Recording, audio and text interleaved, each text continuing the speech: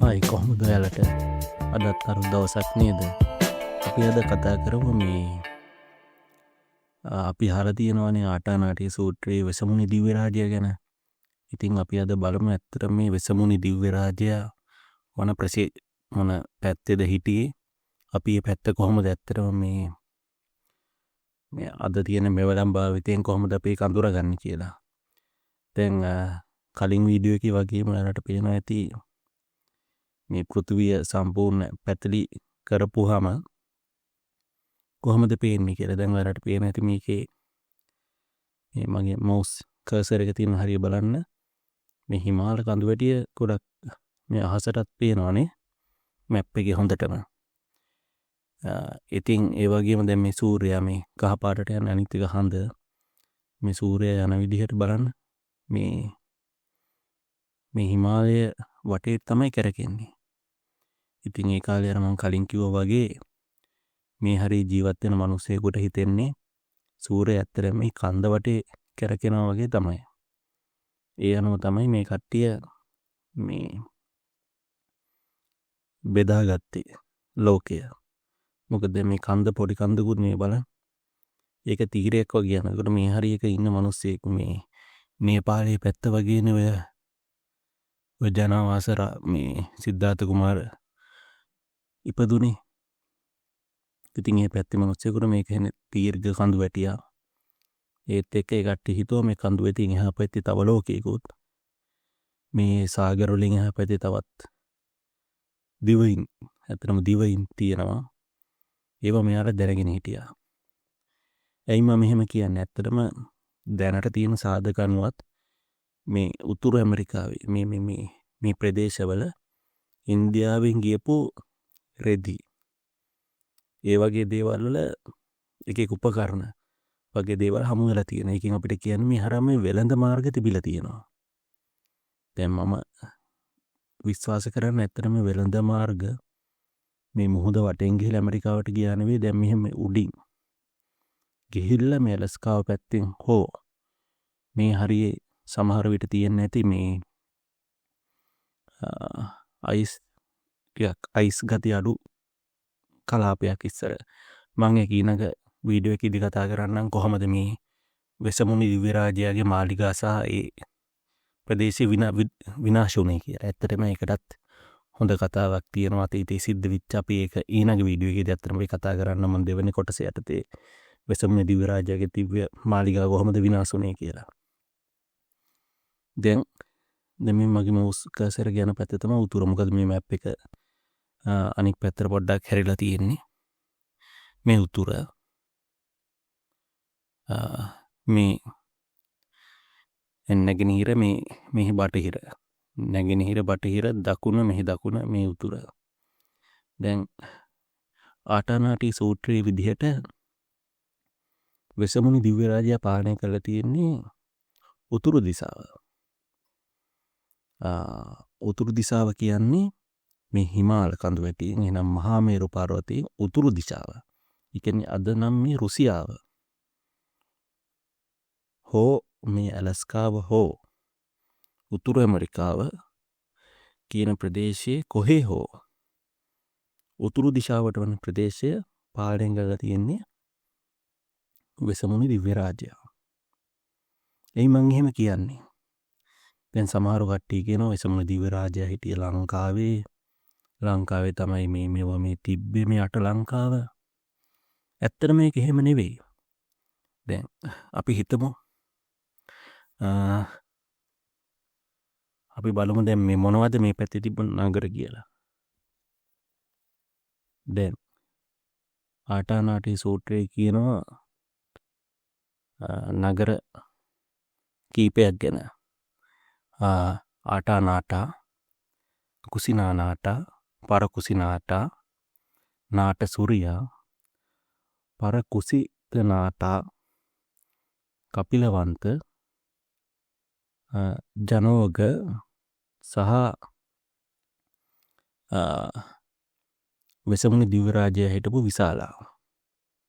ඒ කියන්නේ විශාලා නුවර හිටපු නිසා තමයි, එහි පාලනය කරපු නිසා තමයි ඔහුට වෙසමුණි කියන නම වැටලා තියෙන්නේ.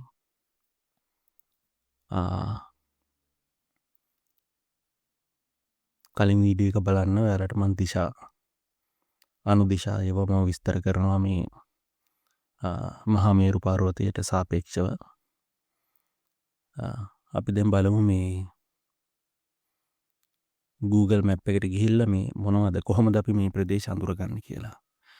මම ඊට කලින් ඔයාලගෙන් අහන්නම් මේ නම් ඔයාලට මේ ලංකාවේ හමු වෙනවද? ආටා නාටා, කුසිනා නාටා, මේ අගට නාටා කියලා අපේ ගම් තියෙනවද කොහේ හරි? තියෙනවනම් යටින් කමෙන්ට් කරන්න මේ ඒක අපිට එතකොට වැදගත් වෙයි ඉදිරි ගවේෂණවලට. හැබැයි මේ නාටා අපට හුරු නැති වුණාට හුරු මිනිස්සු ටිකක් ඉන්නවා. කොහෙද? ඇත්තට මේ මිනිස්සු ඉන්නේ රුසියාවේ. රුසියාවේ ගොඩක් දැන් අපේ අනුරාධපුරය ගම වගේ එහෙම නාටා ආටා විදිහට තමයි ගොඩක් සමහර ප්‍රදේශ හඳුන්වන්නේ. අපි දැන් ඒවා බලමු.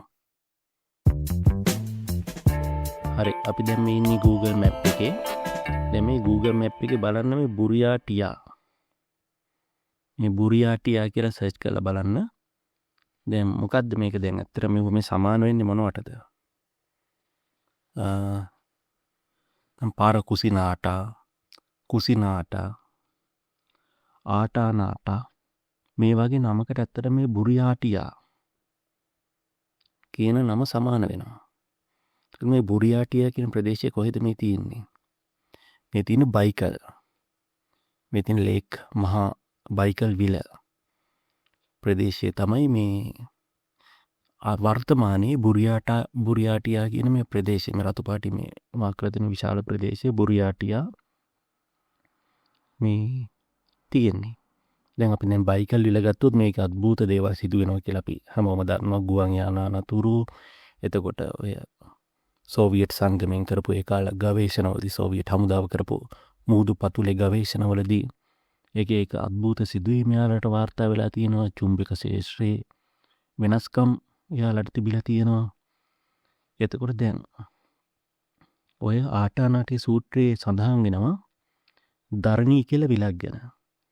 ඇත්තටම කිව්වොත් ඔය ජල චක්‍රය. දැන් ජල චක්‍රය ඇත්තටම ආටානාටි සූත්‍රයේ විස්තර වෙනවා. මේ ධරණී නම් විලේ වතුර ආසට ගෙහිලා අපහු නැවත වර්ෂාව ලෙස වහිනවා කියලා විස්තර වෙනවා. එතකොට දැන් අපිට මෙහෙම උතුර බලපුවාම ඉන්දියාවෙන් හිමාල කඳු වැටින් උතුරේ අපිට විල් කීපයක් හම්බ වෙනවා. මේ හරිය තව විලක් හම්බ වෙනවා මේ බල්කාෂ් විල. නම හරියට කියනවද දන්නේ. මේ හරිය හැබැයි මේ විල් එච්චර ලස්සන නෑ. මේ විලේ නම් සත්තු නෑ කියනවා. දැන් අනික ආටානාටි සූත්‍රයේ ගොඩක් කුරුල්ලෝ වර්ග සත්තු වර්ගේ වින්න විලක් විදිහට තමයි ධරණී නම් විල හඳුන්වන්නේ. එතකොට ඒකට ගොඩක් ගැලපෙන්නේ බයිකල් විල. මොකද මේ බයිකල් විල අදටත් ගොඩක් සත්තු මේකට මාවින්න මිච්ච මිරුදිය මසුන් බහුල ඉතාමත් ලස්සන ප්‍රදේශයක් තමයි මේ බයිකල් විල ආශ්‍රිත ප්‍රදේශය. ඉතින් ඇත්තට මේ ධරණී කියන විල මම විශ්වාස කරනවා මේ බයිකල් විල වෙන්න පුළුවන් කියලා. දැන් එක්කෝ අනිත් විල වෙන්න ඕන. දැන් අපි Google Earth ගියා කියන්නකෝ. අපි දැන් Google Earth ගියොත් ඉන්නවද වෙන්න. දැන් මේ ඉන්දියාව. දැන් මෙහෙම කෙනෙක් කොහොම උතුරට යනවා. දැන් මේ තියෙන හිමාල කඳු වැටිය කොහොම උතුරට ගියාට පස්සේ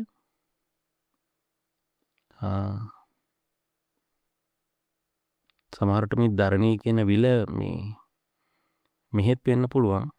මේ කැස්පියන් මුහුදේ වෙන්නත් පුළුවන්. ඒත් මම විශ්වාස කරන්නේ මේ බොහෝ විට මේ බයිකල් විල තමයි වෙන්න පුළුවන්. මොකද ඒ හරිය ඔය ගල් වල අමුතු රූප ඇඳලා තියෙනවා. මිනිස්සු අහසේ පියාඹනවා වගේ රූප. ඒ වගේ දේවල් වාර්තා වෙලා තියෙනවා. අනික මොකද උතුරට වෙන්න නෙවෙයි කියලා අපිට දැන් මේ හරිය මෙහි පේන්නේ නිකක් ගොඩක් අපර්ගෝ යානේ පැත්තට තමයි මේ පැත්ත අයිති වෙන්නේ. බටහිර පැත්තට. දැන් මේ උතුරට අපි කෙලින්ම ගත්තොත් මේ කඳුවැටි පහු කරගෙන මේ යන මිනිස්සෙකුට මේ බයිකල් විල හරහා සමහර විට මෙහෙම ගිහිල්ලා වහම ගිහිල්ලා මේ උතුරු දේශයට ඇතුළු වෙන්න පුළුවන්. දැන් මෙහි තියෙන වෙනම මහා විල්. මේ මහා විල් වෙන්නත් පුළුවන් දරණී නම් විල.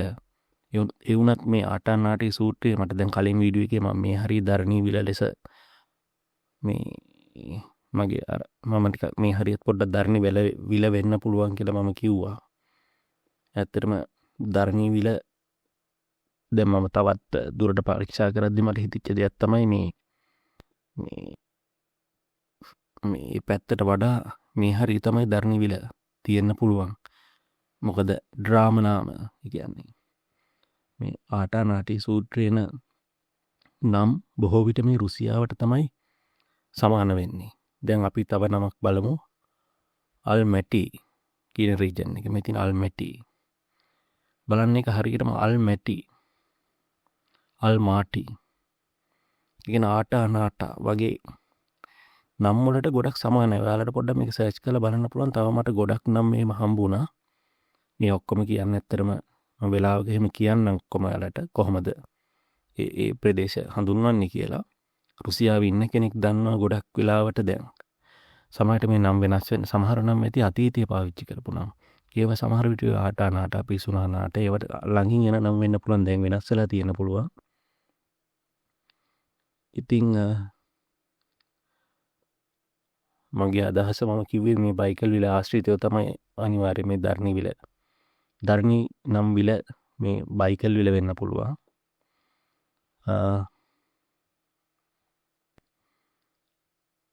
ඊළඟට අපි බලමු මේ අපේ වෙසමුණි දිව්‍ය රාජ්‍යය මේ ආලෝකයේ බබළුවාගෙන අලංකාරවත් විදියට ආවා කියනවා.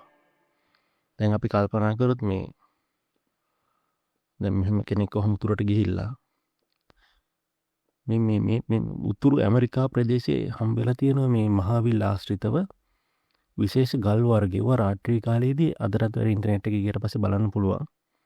මේ ගල් වර්ග හමු වෙලා තියෙන ඒවා රාත්‍රී කාලයේදී දිලියනවා. ඒ කියන්නේ ගිනි පුළුඳු වගේ දිලියනවා. මට හිතෙන්නේ මේ රජවරු ඒ වගේ මොනෝහරි ආභරණ හදාගෙන මේ බබළුවාගෙන ප්‍රදේශ දැන් ආටනා චූටි තියෙන බබළුවාගෙන ඒ ප්‍රදේශය එළිය කරගෙන රජවරු ඒ වස්ත්‍රාභරණ ඇඳගෙන බුදුහාමුදුරුවෝ හම්බෙන්න ඇවිල්ලා තියෙනවා. මොකද දැන් ආටනාටි සූත්‍රය කියන්නේ සතරවරම් ඒ කියන්නේ දෙවිවරුමාම කියලා කියන්නේ සතර දිශාව පාලනය කරන දිව්වරු. ඒ කියන්නේ මේ පූර්ව විදේහය ඉරමුලින් උදා වෙන ප්‍රදේශයේ ගොඩක් දූපත් සමග තියෙන දිවෙන කියන රවුම් වටකුරු හැඩයක තියෙන දිවයිනක් කියලා කියන්නේ. ආටනාටි සූත්‍රය නම් එහෙම නෑ. මම හිතන අටුවාවේ තියෙනවා ඇත්තේ වටකුරු කියලා. ආටනාටි සූත්‍රයේ තියෙන සතර දිශාවෙන් කියලා. ඉතින් උතුරු දිශා පාලනය කරන දෙවියා තමයි වෙසමුණි දිව්‍ය රාජයා තමයි ප්‍රධාන දිව්‍ය රාජයා විදිහට පෙනී හිටලා තියෙන. මොකද මේ පැත්තේ විශාල වස්තු සම්භාර තිබිලා තියෙනවා. නික මේ රත්තරන් හැමදේම තිබිලා තියෙනවා. දැන් අනික ඔය ඉස්සර මිනිස්සුන් ඔය උතුරු ඇමරිකාවට ගිහිල්ලා තියෙනවා.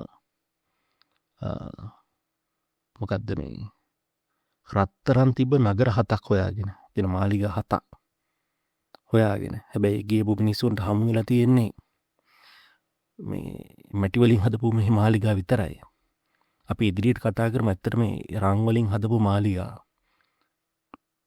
තියෙන්නේ නැතිනේ. මොකද මේ ආටනාටි සූත්‍රය කියන අපේ බෞද්ධ සාහිත්‍යයේ තියෙන්නේ.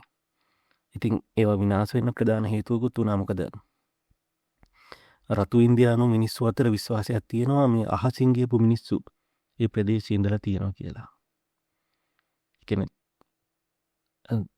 තන්ඩර්බර්ඩ් කියන පක්ෂියෙක් ගැන කියලා තියෙනවා. ඒක තන්ඩර්බර්ඩ්. එයාගේ පිටේ නැගලා තමයි මේ ගිහිල්ලා තියෙන්නේ. දැන් මේ ආටනාටි සූත්‍රයේ කියනවා මේ වාහන වලින් දිශා ඒවට මේ කුමරුයෝ යනවා කියලා. ඒකේ අස්ස වාහන කුමර වාහන එතකොට ඔය අහසින් යන යාන තිබිලා තියෙනවා කියලා කියනවා. දැන් මම හිතන්නේ බොහෝ විට මේ අහසින් යන යාන කියන්නේ මේ තන්ඩර්බර්ඩ්ලා. දැන් ඔය හොරයිසන් ගේම් එක ගෙහුවනම් ඔයාලා දන්නවා ඒක අර මැකැනිකල් ජනර් වලින් හදපු තන්ඩර්බර්ඩ්ලා ඉන්නවා. ඒ වගේ මේ මැකැනිකලි නෙවෙයි ඇත්තටම මේ කුරුල්ලු විශේෂයක්. විශාල කුරුල්ලු විශේෂයක්. ගිජුලු හින්න වගේ ඉඳලා තියෙනවා මේ ඔය උතුරු ඇමරිකාව පැත්තට වෙන්න. මට ඉතින් ඒ සමහරට ඒ කුරුල්ලෝ හීලෑ කරගෙන උන්ගේ පිටේ නැගලා ගියාද. එතකොට ඒ කුරුල්ලෝ ඇයි දැන් නැත්තේ ගුරාසීපාක්ලා වගේ ඒලාගේ ඇට සැකිලි දැන් හම්බෙන්නේ නැත්තේ මොකද කුරුල්ලෝ මැරුණා නම් ඒ කුරුල්ලන්ගේ මේ අනිත් සත්තුන් වගේ ඇට කැබලි ඉක්මනට දිරනවා. මේ ඉතින් හැබැයි වඳ වෙන්න ලොකු හේතුවකුත් තුනා මම ඒක කතා කරන්න මේ විසමුණි දිව්‍ය රාජ්‍යයේ මාලිගා විනාශ වුණ ඊළඟ පොඩ්කාස්ට් එකේදී කොහොමද ඒක උනේ කියලා. දැන් මේ දරිණී විලයි අනෝතත්ත්ව විලයි පටල ගන්නත් එපා. අනෝතත්ත්ව විල වෙනම විලක්. අනෝතත්ත්ව විලක් ගැන සඳහන් වෙන්නේ මේ ආටානාටි සූත්‍රයේ. ආටානාටි සූත්‍රයේ සඳහන් වෙන්නේ මේ වෙසමුණි දිව්‍ය රාජ්‍යයේ නගර ටිකයි යාගේ ආලක මන්දාවයි. මේ මට මේ හම්බුනේ ඇත්තට මේ ආලක මන්දා වගේ නමක් තියෙන ආලකා වගේ මේ ටවුම්මකුත් මේ තියෙනවා රුසියා පැත්තේ. ඉතින් උතුරු දිශා පාලනය කරා නම් ඇත්තටම ඔහු ඉන්නවනේ මේ රුසියාව සහ මේ මුළු ප්‍රදේශයම පාලනය කරපු විශාල රජෙක් ගැන. ඇයි මෙතන වෙසමුණි දිව්‍ය රාජ්‍ය ඇත්තටම විශාල රජෙක් විදිහට මේ ආටානාටි සූත්‍රයේ දක්වන්නේ. මොකද අනිත් කට්ටියගේ රජ විදිහට හඳුන්වන්නේ වෙසමුණි. බලන්න මේ ප්‍රදේශය. ඔහු පාලනය කරපු උතුරු දිශාව. දැන් අපි අද ඇමරිකාව දකින්නේ මෙහෙමනේ. මෙහෙම වටයක් කරකුවා. මෙහෙම තමයි අද ඇමරිකාව අපි දකින්නේ. ඒ වුණාට ඒ කාලේ මිනිස්සුන් මොකද්ද කෙටි මාර්ගය? ඉන්දියානු මිනිස්සුන්ට උඩට ගියා. මෙහෙන් ගිහිල්ලා මෙහෙන් තමයි උතුරු ඇමරිකාවට යන්නේ මේ ඒ කාලේ ලෝකෙට. ඉතින් මෙහෙත් අයිති වෙන උතුර විදිහට මෙහෙත් උතුර යාලට මොකද? මෙහෙම දිගටම යන මිනිස්සෙකුට ඉන්දියාවේ ඉඳන් ඔහොම උඩට ඔහොම යන මිනිහෙකුට මෙහෙත් උතුර. ඉතින් මේ වගේ විශාල ප්‍රදේශයක් පාලනය කරපු විශාල රජෙක් තමයි වෙසමුණි දිව්‍ය රාජ්‍යය. දැන් අපි බලමු මේකට මේ තව හොඳ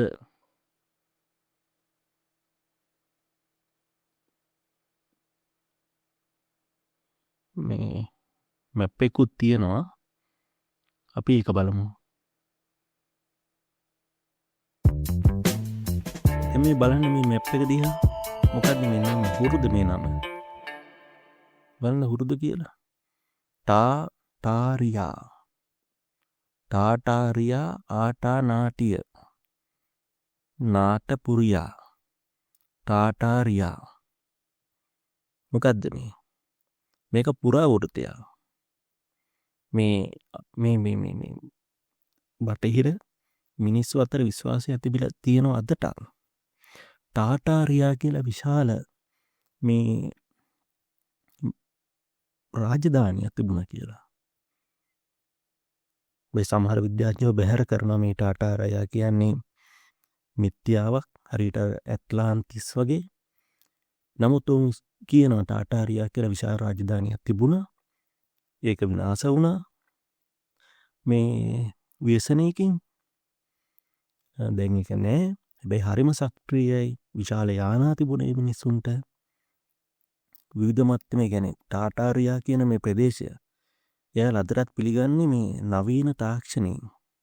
නවීන කියන අද තියෙන තාක්ෂණ නෙවෙයි. ඒ වකට තිබ්බ විශාල තාක්ෂණයකින් පිරි මේ දේශයක් තමයි ටාටාරියා. දැන් මම ඇත්තට මේ ගවේෂණය කරන්න හිතුනේ දැන් පැහැදිලිවම ආටානාටි සූත්‍රය කියද්දී උතුර දිශාව පාලනය කරන්නේ වෙසමුණි දිව්‍ය රාජ්‍යය කියලා. අපේ දැන් ඒක වැරද්දක් නෑ කියන්නේ මිනිස්සු හිතන පතන විදිහ අපිට ඒක වෙනස් කරන්න බෑ. දැන් මේ මම හිතන විදිහ මේ ලංකාවට තමයි ගේන්නේ මේ ආටානාටිය මෙහි වෙසමුණි රජ්ජුරුව අපේ ලංකාවේ හිටියා එහෙම කියලා. අනික දැන් රාමායනයේ විදිහටත් මේක නිවැරදි කරන්න දන්න කෙනෙක් ඉන්නවනම් මම දන්න විදිහට නිවැරදි කිරීම වලට යටත්ව රාමායනයේ තියෙන්නේ වෙසමුණි කුවේර පන්නලා ලංකාපුරේ රාවණ ගත්තට පස්සේ කුවේර යනවා කියලා මේ හිමාලය පැත්ත පාලනය කරන්න. සමහරට ඔහු හදපු රාජධානියද දන්නෙත් නෑ. සමහරට එතන කුවේර කියන්නේ වෙන කෙනෙකුත්. මෙතන වෙසමුණි දිව්‍ය රාජ්‍ය කියන්නේ වෙන කෙනෙකුත් වෙන්න පුළුවන්. මොකද රාවණා හිටියේ දැන් ලංකාවතාවර සූත්‍රය නම් කියනවා බුදුහාමුදුරුවෝ රාවණාට බණ දේශනා කරා ලංකාවට ඇවිල්ලා කියලා. දැන් ලංකාවතාවර සූත්‍රය කියන මහායාන සූත්‍රයක්. ඒකේ විදිහට බුදුහාමුදුරුවෝ රාවණා ඉන්න කාලේ තමයි බුදුහාමුදුරුවෝ ඉඳලා තියෙන්නේ. එතකොට හැබැයි ගෞතම බුදුහාමුදුරුවෝ දෙකේ ප්‍රශ්නෙත් එතන එනවා. මොකද මෙතන ඇත්තටම ප්‍රශ්න ගොඩයි. අපි එතකොට මේ රාවණා කතාව පොඩ්ඩක් අයින් කරමු. අයින් කරලා ඇත්තටම ආටානාටි සූත්‍රය විතරක් ගමු. මොකද දැනට අපි ගාව තියෙන පැහැදිලි අපේ බෞද්ධ මූලාශ්‍රය ආටානාටියනේ. මොකද බෞද්ධ දේවල් බෞද්ධ මූලාශ්‍ර ওই කාලයක් කටින් කට එහෙම ආපු සංවිධානාත්මකය කියන්නේ බෞද්ධ පන්සල් ඒවා කියන්නේ ව්‍යවස්ථාපිත ආයතන. ඒ කියන්නේ මොකද කට්ටියට තේරෙන්නේ දැන් සමහර අය කියනවා හාමුදුරුවෝ මෙහෙමයි කියලා. ඒවා ඇත්තටම රහත් තුනක් නැතත් ඒ වගේ තියෙන ව්‍යවස්ථාපිත ආයතන ස්වභාවය. එනේවත් ව්‍යවස්ථාවක් එහෙම තියෙන. ඉතින් ඒවා කටින් කට ඒවා ලේසියකට එහෙම මගහැරෙන්නේ නැහැ. ඉතින් දැන් එහෙම ඇවිල්ලා අපිට අද ඉදිරි වෙලා තියෙනවා ආටානාටි සූත්‍රය. ඉතින් මේ ආටානාටි සූත්‍රය කියන්නේ සූත්‍රයක් විතරක් නෙවෙයි. ඇත්තට මේක මැප් එකක් අතීතය විස්තර කරන ඇත්තට මැප් එකක්. මේක ගැන ඉතින් පරීක්ෂණ කරලා තියෙනවා අඩුයි. ඉතින් ඔයාලට තියෙන අදහස් ඇත්තටම කියන්න අපි බලමු ඇත්තටම මොකද්ද මේ ටාටාරියා අටනාටා පිසුනානාටා කුසිනානාටා පරකුසිනාටා විශාලා මේ විශාලා කියන නමටත් සමාන නම් තියෙනවා මේ රුසියාවේ. හොඳට බලන්න ඔයාලා AI පාවිච්චි කරලා බලන්න පුළුවන්. මේවට සමාන නම් ඇත්තටම මෙහි තියෙනවා. මේ හරි ඔයාලට මොනවා හරි ප්‍රශ්න තියෙනවා නම් යටින් කමෙන්ට් කරන්න. ඒ වගේම channel එක subscribe කරන්න මේ. ඉතින් අපි එකතු වෙලා මේ ඉතිහාසය ගවේෂණය කරමු මේ හැංගිච්ච ඉතිහාසය. මොකද අද තාක්ෂණයේ දියුණුවයි අපි හැමෝටම එක් කරන්න පුළුවන්. අපි ඩ්‍රාමා නාම ඒවා හොඳින් අධ්‍යයනය කරලා අපි බලමු. හොඳ දෙයක් හිතා මේ කරමු. අපි දැන් ඊළඟ වීඩියෝ එකේදී මම සාකච්ඡා කරන්නම් කොහොමද මේ උතුරු දිශාව විනාශුනේ කියලා. මොකක්ද ඒකට හේතු උනේ? ලොකු හේතුවක් තියෙනවා. අපි ඒක ඊළඟට කතා කරමු. එහෙනම් මේක අහලා ඔයාලා දැනුමක් ගත්තා නම් මටත් ඇත්තටම සතුටුයි. ඉතින් අපි ඇත්තටම මම කියන්නේ හැම වෙලේම මම කියන දේ තමයි මේ අතීතයේ නිකන් පිටසක්වල ජීවි එහෙම හිතුවට කමක් නැහැ. ඒනොත් ටිකක් පොළවේ හිටපු මිනිහෙක් විදිහටත් හිතන්න. සාමාන්‍ය මිනිස්සෙක් ඒ කාලේ හිටපු විදිහට ලෝකෙ දැකපු විදිහට මේ උඩින් මොකුත් දැකලා නැහැ. දැන් පැතලී කියලා හිතෙන්නේ Tamanට ඉර වටේ යනවා කියලා හිතෙනව නෙවෙයි. එහෙම තමයි පේන්නේ. අපි අද වුණත් අපිට පොඩි කාලේ කවුරුත් කියලා නැත්නම් අපි අදත් හිතන්නේ ඉර මේ වටේ යනවා කියලා තමයි ඉතින්. ඉතින් එහෙම හිතලා මහා මේරු පර්වත හිමාලය පාන් යටින් ඉන්න මිනිස්සෙකුට ඉර අතුරුදහන් වෙන්නේ අනිත් පැත්තට යනවා කියලා දැනිලා මේ එහෙම වෙන්න පුළුවන්. අනික දැන් ඔය වෙසමුණි දිව්‍ය රාජ්‍යයේ ආටානාටියේ නැතත් තව කතා මූලාශ්‍රවල මේ උතුරු කුරු දිවයින ගැන සඳහන් වෙනවා.